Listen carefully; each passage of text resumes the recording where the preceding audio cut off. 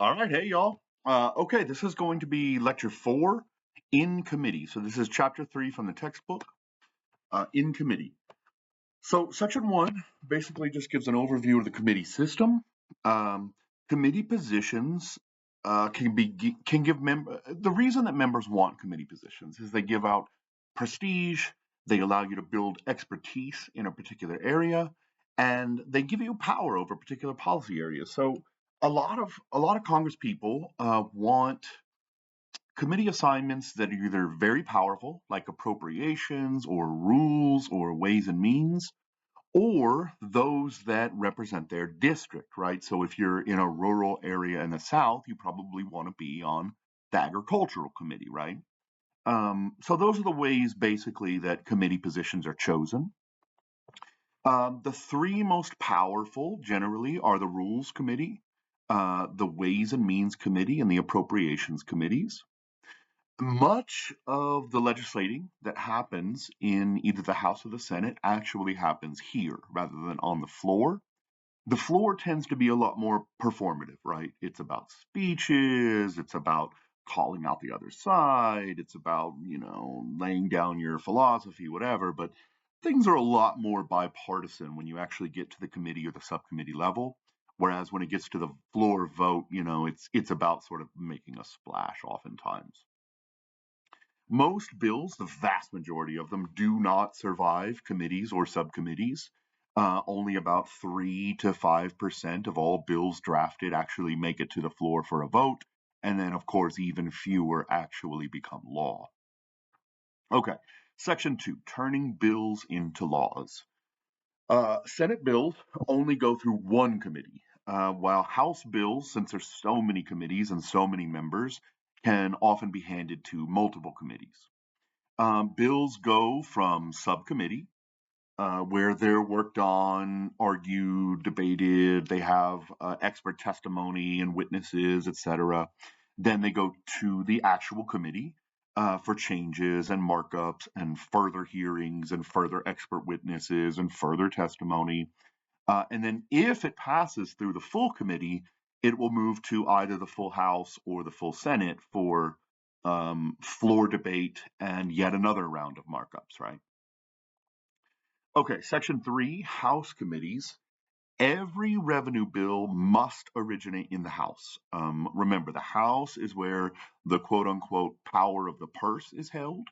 And so all revenue bills must originate in the House. They tend to always go through the Ways and Means Committee, which has vast control over taxes, tariffs, Social Security, Medicare and Medicaid, defense spending, etc. Okay. Section 4, the Senate committees.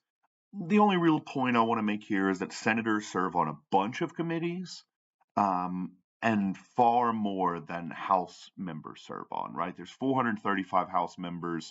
There's only 100 senators. So the 100 senators have to serve on multiple committees. And this often reduces their sort of individual expertise in a certain policy area. Senators are generally considered to be more, well, I guess just less expert in particular bills or policy areas, whereas House members tend to have high levels of expertise. Okay, section 5, appropriations, where things happen. So Congress is supposed to pass all budgetary measures and have them signed by the president by October 1st of every year, right, when the new fiscal year begins. But in contemporary times, this is relatively rare, right? And what we see are continuing resolutions, as we are seeing right now, right? Every couple of months, it seems the House has to pass a CR, a continuing resolution, because they can't get a full budget passed. And there are always concerns every couple of months that government funding will shut down completely and we'll get a government shutdown. And so they use continuing resolutions to allow for governmental operations to continue on the former year's budget until they can pass a new budget, right? Um, the vast majority of all appropriations are already mandatory. They cannot really be changed by either the House or the Senate. So these include Social Security, Medicare and Medicaid. Medicaid is a little less entitled than Medicare, of course, because Medicare is for elderly who tend to be the highest voters. This includes veteran pensions and defense spending, which makes up about 15 to 20% of our annual budget. And it's also debt repayment on the federal debt.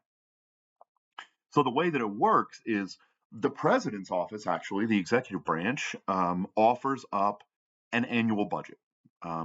And the president's office writes up the budget for the year, or what they would like to see the budget look like. This goes to a nonpartisan bureaucracy called the OMB, the Office of Management and Budget, which is filled with I don't know about nonpartisan, but at least partisans of both sides, right? It's supposed to be a nonpartisan board. And they basically, what they do is they review and research the president's offered budget and calculate the likely costs of each and every line of that budget. Then, once it goes to the OMB and they do all their research, then they turn it over to the budget committees to hold hearings and to make changes. Budgets cannot be filibustered in the Senate, so these are pretty special. The House always acts first, right? Because they control the power of the purse. So it'll go to the House. They'll write up what they'd like to see the budget. It'll go to the Budget Committee or the Ways and Means Committee. Then it'll go to the House. There'll be debates. They'll change things that that the president's office provided. They'll make edits. Then it'll go to the Senate, and the Senate will get to argue and make amendments and make changes, etc. Then it'll go to what's called a conference committee, which is a committee which includes members from both houses, the Senate and the House, so that they can come up with a singular budget that has the exact same wording that they can agree on, right? Because even if a single word is different, it cannot be passed. The Senate and the House must agree on the exact meticulous wording between the bill. It has to be a singular bill. So once it goes through the conference committee to ensure that all the language is exact and they've sort of come to an agreement about what the budget should look like, it'll go back to the House. The House can vote on it, and then it'll go from the House to the Senate again. And the Senate at this point can't make changes. What they can do is they can either vote yay or nay.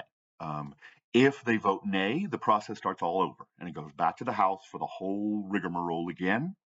If they vote yay, then it goes to the president, and the president has 10 days to sign the new budget. So it's a pretty complicated process, but there are a lot of different checks and balances, bipartisanship, compromises, etc., that have to be tended to before a full budget can be passed. All right, that was a pretty short one. So that was, I think, lecture 4, and then I will get the scientific paper lecture up ASAP. Thanks so much. Have a great day.